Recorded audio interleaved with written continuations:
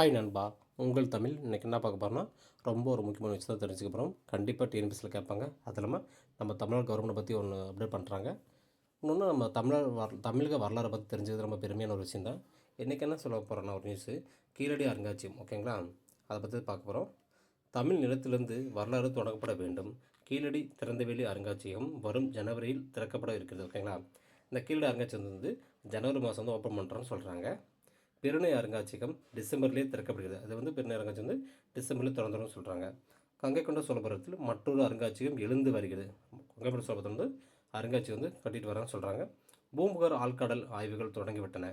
நிலத்திலும் நீரிலும் இலக்கியத்திலும் ஆய்ந்து இந்திய துணைக்கண்டத்தின் வரலாறு தமிழ் இலக்கியத்திலும் தொடங்கித்தான் எழுதப்பட வேண்டும்.